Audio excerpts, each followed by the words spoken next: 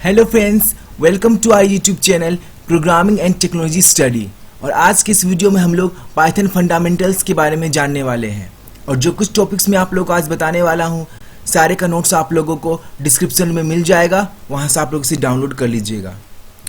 तो जैसा कि हमने लास्ट वीडियो में टोकन्स और उसके कुछ टाइप्स के बारे में जाना था, कीवर्ड्स, आइडेंटिफायर्स, लिटरल्स के बारे में, तो आज हम लोग उसके आगे से स्टार्ट करने वाले हैं। So let's start this video. तो टोकन्स के अंदर हमें पता है कीवर्ड्स आता है, आइडेंटिफायर्स आता है। आइडेंटिफायर्स को लिखने के क्या क्या रूल्स होते हैं, ये सभी रूल्स है जिसे आप लोगों को अच्छे से देख लेना है। ये सब मैंने लास्ट वीडियो में कवर कर लिया है।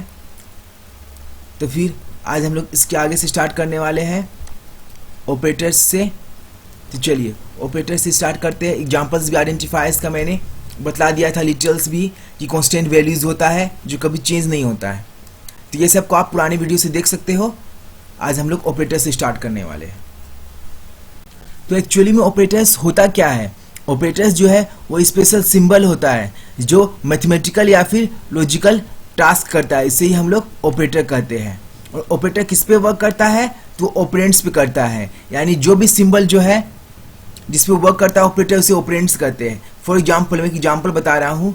जैसे हम लोग प्रोग्रामिंग लैंग्वेज में लिखते हैं ऐड करने के लिए C equal to A plus B, जैसा कि हम लोग लिखते हैं, तो इसमें A और B क्या हो जाता है? ये A B ही आपका ऑपरेंड है। A B आपका ऑपरेंड हो गया, और जो प्लस सिंबल है वो प्लस सिंबल क्या हो गया? वो आपका ऑपरेटर्स हो गया। तो ऑपरेटर्स भी दो टाइप के होते हैं, unary operator, binary operator. Unary operator, तो यूनिरी ऑपरेटर क्या होता है? जिसमें सिर्फ एक ऑपरेंड का जरूरत पड़ता है, उससे हम लोग यूनिरी ऑपरेटर कहते हैं। जैसे for example, if A equal to 8, यहाँ पर A सिर्फ एक हम लोग ऑपरेंड का यूज किए हैं, तो ये यूनिरी ऑपरेटर हो गया।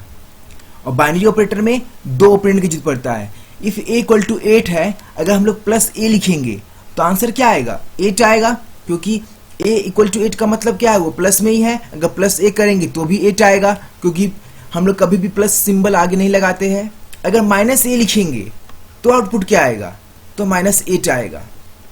तो -A इक्वल टू -8, यानी ये हो गया आपका यूनिरी ऑपरेटर का एग्जाम्पल। इसमें अगर हम लोग कोई भी वेरिएबल लिखते हैं, उसके आगे प्लस लगा देते हैं तो आंसर प्लस में आएगा, और अगर माइनस लगा देते हैं तो आंसर माइनस में आएगा। तो यहाँ हमने सिर्फ एक ही ऑपरेंड का यूज किया, इसीलिए इसे हम लोग यूनिरी ऑपरेटर कहते हैं। अब बाइनरी ऑपरेटर क्या हो गया?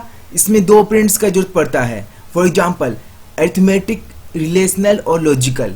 इन सबको चलिए आगे देखते हैं। अरिथमेटिक ऑपरेटर, इसमें क्या हो गया? इसमें प्लस, माइनस, मल्टीप्लाई, डिवाइड, ये सभी क्या है? अरिथमेटिक ऑपरेटर का एग्जांपल है। फॉर एग्जांपल, मैंने A इक्वल टू 6 लिया है, B इक्वल टू 7 लिया है, यानी 6 को मैं एक वेरिएबल A में भेज रहा हूँ, 7 को एक वेरिएबल B में भेज रहा हूँ, और दोनों को ऐड कर दे रहा हूँ। A प्लस B कर रहा हूँ तो क्या होगा? 6 प्लस 7 हो कि वो C में चला जाएगा। और प्रिंट करना है तो प्रिंट C करूँगा मैं, क्योंकि C में मैंने ऐड करके भेजा है A प्लस B। तो प्रिंट C करने से क्या हो जाएगा? वो आंसर 13 आ जाएगा। वो कैसे? क्या मैंने A और B में वैल्यू भेजा 6 और 7 को, और उन सबको मैंने भेज दिया C पे। C equal to A plus B किया तो ऐड हो गया, और प्रिंट C किया तो आंसर आ गया। तो इसमें मैंने देखा क्या? A और B को मैंने यूज किया है, दो ऑपरेंड को, इसलिए क्या हो गया? ये बाइनरी ऑपरेटर का एग्जाम्पल हो गया। अब दूसरा एग्जाम्पल इसमें क्या होता है? Relational operator. रिलेशनल ऑपरेटर में क्या होता है? Less than, greater than, less than equal to, greater than equal to, ये सभी क्या है? आपके रिलेशनल ऑपरेटर है। फॉर एग्जाम्पल, ऑपरेटर ये क्या करेगा? रिलेशन बताएगा। तो for example, A equal to 6, B equal to 10, दो वैल्यूज मैंने ले लिया है और दोनों को मैं कंपेयर कर रहा हूं। If A is greater than B colon, अगर A बड़ा है B से तो क्या होगा? वो प्रिंट A करेगा। अगर A बड़ा हो गया B से तो A प्रिंट करेगा। अगर ऐसा नहीं हुआ, गलत हो गया ये, तो एल्स पार्ट में चला जाएगा और प्रिंट करेगा प्रिंट B। अगर A बड़ा हुआ B से, if A is greater than B, तो print A। Otherwise last possibility क्या बचा? वो कि B बड़ा होगा, तो एल्स में जाके वो प्रिंट B करेगा। बस यहाँ ध्यान रखना है कि हम लोग को इफ लाइन और एल्स लाइन दोनों में कोलन देना है, जैसा कि मैंने यहाँ पे कोलन यूज किया है। पाइथन में कोलन यूज होता है, बाकी लैंग्वेज में हम लोग यूज नहीं करते हैं इफ एल्स के बाद, बट इसमें कोलन यूज करना है। तो रिलेशन ऑपरेटर क्या करेगा, वो दो ऑपरेंड के बीच रिलेशन बताएगा। फिर अब क्या हो गया आगे next, assignment operator. Assignment operator जो है वो वैल्यूज को असाइन करता है, मतलब एक वैल्यूज को किसी दूसरी जगह भेजना है, असाइन करना है, तो असाइनमेंट ऑपरेटर का यूज होता है। For example equal to, divide equal to, plus equal to, minus equal to, जैसे मैंने यहाँ लिखा है इक्वल टू 6, तो इसका मतलब क्या हो गया, ये 6 जो है वो ए में चला गया। इस तरीके से हम लोगों ने वैल्यूज को असाइन कर लिया। अब यहाँ पर हम लोग लॉजिकल ऑपरेटर देखने वाले हैं। लॉजिकल ऑपरेटर क्या होता है, ये 3 टाइप का होता है, लॉजिकल एंड, लॉजिकल और लॉजिकल नोट। तो लॉजिकल एंड क्या करता है, अगर सभी कंडीशंस ट्रू हो गए तो इसका आउटपुट जो होता है वो ट्रू होता है, अदरवाइज फॉल्स, यानी जितने भी कंडीशन है सभी कंडीशन सही हो गए तब ट्रू होगा, नहीं तो फॉल्स होगा। जैसे एग्जांपल कि मैंने यहाँ क्या लिया है, 8 इज ग्रेटर देन 6, 8 क्या बड़ा है 6 से, बिल्कुल सही है। 10 इज ग्रेटर देन 2, 10 भी बड़ा है 2 से, दोनों सही है, दोनों पॉसिबिलिटी, इसी वजह से ये ट्रू होगा, अदरवाइज फॉल्स हो जाता, सब कंडीशन ट्रू होना चाहिए। सेकेंड में हम लोग देखते हैं 10 इज ग्रेटर देन 6, ये सही है, बट 10 इज ग्रेटर देन 16, क्या ये सही है, नहीं है, मतलब एक कंडीशन फॉल्स हो गया, सभी कंडीशन ट्रू नहीं है, इसी वजह से इसका आउटपुट क्या हो गया, फॉल्स आया है। और लास्ट में हम लोग देखते हैं कि 10 इज ग्रेटर देन 20, ये फॉल्स हो गया, तो आगे हम लोग को देखने का जरूरत ही नहीं दूसरा कंडीशन, एक भी कंडीशन फॉल्स तो आगे क्यों देखिए हम लोग, क्योंकि हम लोग को पता है एक भी कंडीशन फॉल्स तो वो फॉल्स हो जाएगा, तो इस वजह से इसका फॉल्स हो गया। तो हमें ध्यान रखना है कि इसमें सभी कंडीशन ट्रू होगा तभी ट्रू होगा, अदरवाइज एक भी कंडीशन गलत हुआ तो फॉल्स हो जाता है। लॉजिकल और, लॉजिकल और में क्या होता है, अगर सभी कंडीशंस फॉल्स हो गए तभी फॉल्स होगा, अदरवाइज ट्रू, मतलब अगर सब फॉल्स तो फॉल्स, एक भी ट्रू हुआ तो true. For example 8 is greater than 6, 8 जो है 6 से बड़ा है और 10 जो है 2 से बड़ा है, इसमें 8 इज ग्रेटर देन 6, एक कंडीशन ट्रू मिल गया तो ये आंसर ट्रू हो जाएगा, आगे देखना ही नहीं है कि 10 क्या 2 से बड़ा है, एक भी ट्रू तो ट्रू। सेकेंड अगर हम लोग देखेंगे 10 इज ग्रेटर देन 6, क्या ये ट्रू है, हाँ ट्रू है, तो यहाँ भी आगे देखने की जरूरत नहीं है 10 इज ग्रेटर देन 16, क्योंकि एक भी ट्रू हो गया तो क्या हो जाएगा, वो ट्रू हो जाएगा। तो सेकंड में हालांकि 10 इज ग्रेटर देन 6 ये ट्रू है, बट 10 इज ग्रेटर देन 16 ये फॉल्स है, यानी यहाँ एक ट्रू हुआ एक फॉल्स हुआ, बट फिर भी ट्रू हुआ, क्योंकि मैंने बताया एक भी ट्रू तो ट्रू, यहाँ पर सब फॉल्स होगा तभी फॉल्स होगा। अगर हम लोग लास्ट कंडीशन की बात करें तो इसमें क्या देख रहे हैं हम लोग, 10 इज ग्रेटर देन 20, 10 क्या बड़ा है 20 से, नहीं है। 10 इज ग्रेटर देन 30, क्या 10 बड़ा है 30 से, नहीं है। इसमें दोनों फॉल्स हो गया, एक भी ट्रू नहीं हुआ है, इसी वजह से इसका जो आउटपुट हम लोग देख रहे हैं, इसका आउटपुट जो है फॉल्स हो जा रहा है, क्योंकि इसमें कोई भी कंडीशन ट्रू नहीं है। तो ये हो गया आपका लॉजिकल और। लॉजिकल नोट, लॉजिकल नोट क्या करेगा, जो एक्सप्रेशन रहेगा उसका ऑपोजिट रिजल्ट देगा। अगर एक्सप्रेशन जो है आपका ट्रू आ रहा है तो रिजल्ट फॉल्स देगा, अगर एक्सप्रेशन जो है आपका फॉल्स आ रहा है तो रिजल्ट ट्रू, यानी आंसर ट्रू को फॉल्स कर देगा, फॉल्स को ट्रू कर देगा। चलिए इस एग्जांपल से हम लोग समझते हैं। जैसा कि हम लोग फर्स्ट एग्जांपल में देख सकते हैं कि यहाँ पर 6 इज ग्रेटर देन 10, तो क्या 6 जो है वो 10 से बड़ा है, आप लोग खुद सोचो, 6 जो है वो 10 से बड़ा है क्या, तो 6 जो है वो 10 से एक्चुअली में बड़ा नहीं है, तो आंसर क्या होना चाहिए था, फॉल्स, बट आगे लगा हुआ है नोट तो वो क्या कर दिया, वो ट्रू कर देगा। मतलब हमने देखा कि जो भी आंसर आ रहा है तो उसको अपोजिट कर दिया वो। दूसरा एग्जांपल में भी आप लोग देख सकते हो कि नोट 6 ग्रेटर देन 2, अभी नोट को आप लोग को नहीं सोचना है, बिना नोट के सोल्व करना है।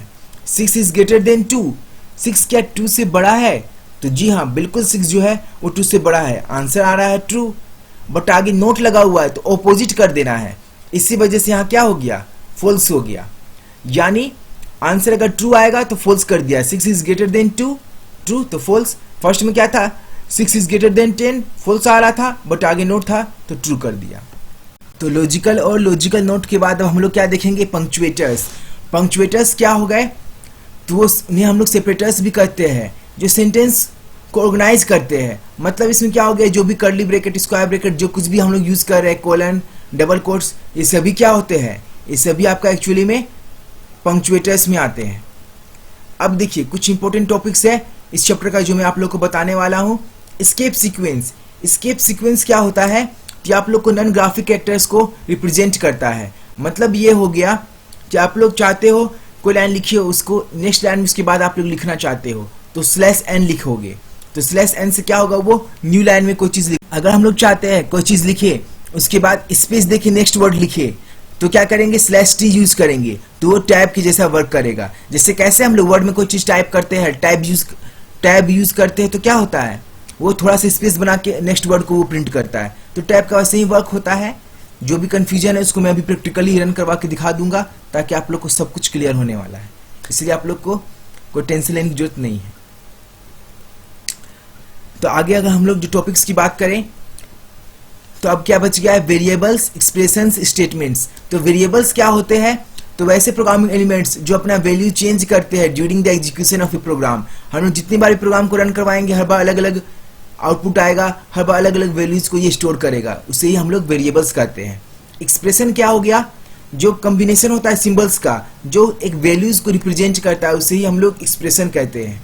फॉर एग्जाम्पल जैसे मैंने यहाँ लिखा है C = A + B, तो A और B क्या दिखा रहा है, A और B के बीच में प्लस एक सिंबल है, इक्वल टू B दिखा है, सब सिंबल है, तो सिर्फ सिंबल्स को रिप्रेजेंट करता है और वैल्यू को रिप्रेजेंट कर रहा है, क्योंकि A और B में कुछ वैल्यू होगा जिसको हम लोग ऐड करके C में भेज रहे हैं, तो वो एक्सप्रेशन हो गया। अगर स्टेटमेंट की बात करें तो ये कुछ ना कुछ ये वर्क करता है, सिर्फ ये वैल्यू स्टोर नहीं करेगा, ये कुछ वर्क करेगा। फॉर एग्जाम्पल हम लोग प्रिंट लिख दिए, हाय मिस्टर विक्कू, हाय मिस्टर विराट, कुछ भी हम लोग इस तरह से लिख देते हैं, तो क्या कर रहा है ये कुछ वर्क कर रहा है, इसका कुछ पर्पस है, ये प्रिंट करने काम कर रहा है, तो ये स्टेटमेंट हो गया। एक्सप्रेशन सिंपली वैल्यूज को रखेगा, सिंबल्स को स्टोर करेगा, और स्टेटमेंट क्या करेगा, ये कुछ स्पेशल पर्पस करेगा, प्रिंट करेगा, इनपुट करेगा, ये सब स्टेटमेंट का एग्जाम्पल हो गया। तो यहाँ तक आप लोगों को समझ में आ गया होगा। अब हम लोग प्रैक्टिकली चीजों को समझेंगे। तो अब स्टेटमेंट के बाद क्या बच गया, पाइथन के कुछ रूल्स, कन्वेंशन।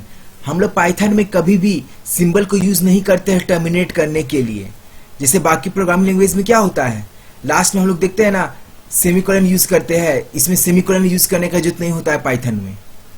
दूसरा चीज क्या है इसका रूल, पाइथन में कभी भी हम लोग हमेशा एक लाइन में हम लोग एक ही लाइन लिखते हैं, ऐसा नहीं कि एक लाइन में दो लाइन लिख दी एक साथ, दो लाइन कभी लिखते हैं क्या, एक साथ दो लाइन नहीं, एक लाइन लिखी उसके नीचे आके हम लोग दूसरा लाइन लिखते हैं।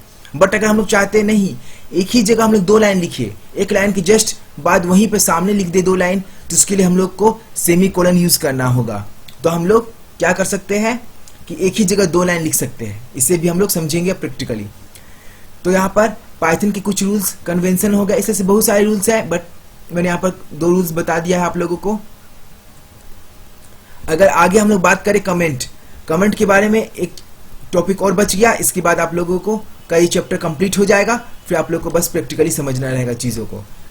तो देखिए कमेंट क्या होता है, हम लोग जो भी प्रोग्रामिंग लैंग्वेज में चीज़ों को लिखते हैं तो क्या चाहते हैं कि आगे कुछ ना कुछ ऐसा लाइन लिख दे, ऐसा स्टेटमेंट जिससे हम लोग को समझ में आ जाए कि एक्चुअली इस प्रोग्राम में हो क्या रहा है। मतलब कमेंट क्या हो गया, एडिशनल रीडेबल इंफॉर्मेशन हो गया जो प्रोग्रामर लिखता है।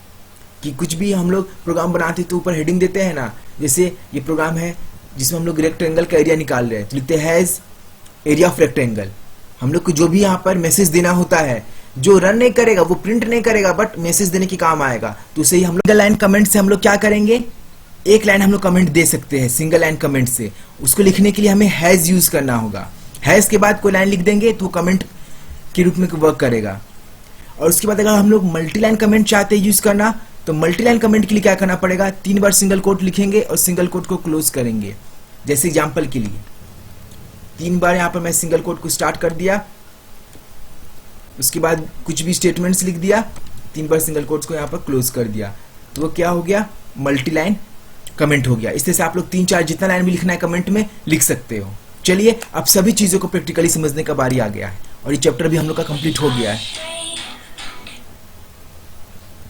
तो यहाँ पर मैंने पाइथन के सॉफ्टवेयर को ओपन कर लिया है। अब चलिए एक प्रोग्राम बनाते हैं 2 नंबर को सब्ट्रैक्ट करने का। तो उसके लिए मैं क्या कर रहा हूँ, एक वेरिएबल ले रहा हूँ, नम इजी लेता हूँ मैं, a = एक वेरिएबल ले लिया हूँ, इसमें नंबर इनपुट करना है, तो a int input enter any number. इस तरीके से मैं क्या कर रहा हूँ, एक नंबर को इनपुट कर ले रहा हूँ। इंट क्या करेगा, वो आपको इंटीजर टाइप का वैल्यू इनपुट करने में हेल्प करेगा। b = फिर से इंट लिख रहा हूँ, इनपुट से इनपुट होगा इसलिए इनपुट यूज कर रहा हूँ, फिर मैं एंटर सेकेंड नंबर करूंगा, इससे क्या होगा, सेकेंड नंबर हमारा इनपुट हो जाएगा। अब क्या है, मैं चाहता हूं अब दोनों नंबर को ऐड करने, तो इसके लिए मैं क्या करूंगा, c इक्वल टू, दो नंबर किसमें स्टोर हुआ है, a और b में, तो c equal to a plus b कर दिया। अब मैं इसे प्रिंट करना चाहता हूं, तो उसके लिए मैं क्या करूंगा, नीचे प्रिंट लिख दूंगा, प्रिंट c, तो उससे प्रिंट हो गया। बट मैं चाहता हूं नहीं, मैं नीचे क्यों लिखूं, एक ही लाइन में लिखना चाहता हूं, तो मैंने बताया था उसके लिए सेमीकोलन यूज कर सकते हैं। तो आप लोग को ये चीज भी समझ में आ गया होगा। अब इसे रन करके देख सकते हैं।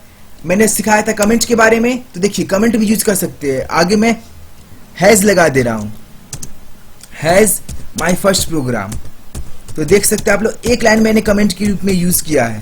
तो सिंगल लाइन कमेंट कर सकते हैं। मैं चाहता हूं मल्टी लाइन कमेंट यूज करना, तो देखिए एक बार मैं सिंगल कोट स्टार्ट किया, फिर से बार सिंगल कोट दे रहा हूं, फिर से बार दिया हूं।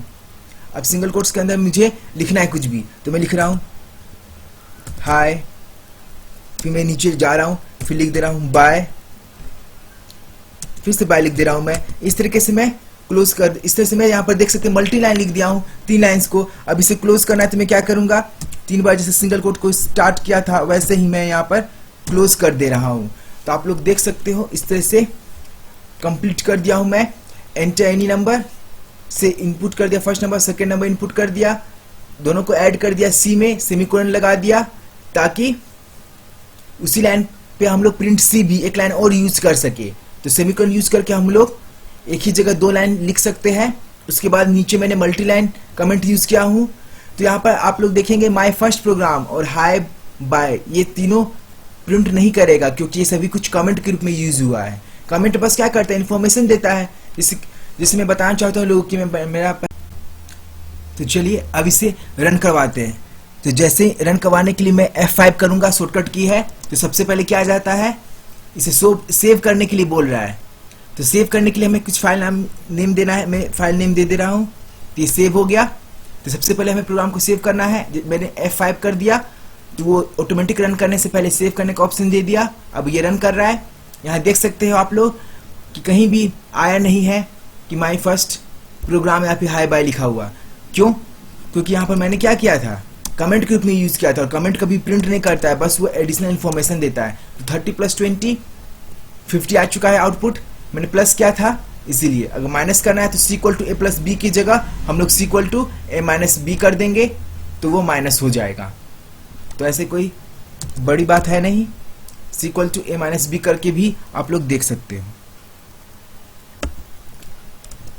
तो प्रोग्राम को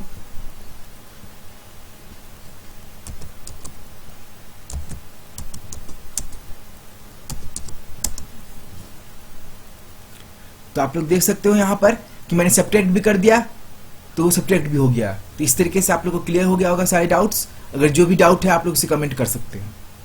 अगर आपको हमारा ये वीडियो पसंद आया तो हमारे चैनल को सब्सक्राइब कर ले, और हमारे वीडियोस को लाइक और शेयर करना ना भूले, और साथ ही बेल आइकन को भी प्रेस कर ले, ताकि आपको आने वाली वीडियोस की अपडेट मिलती रहे।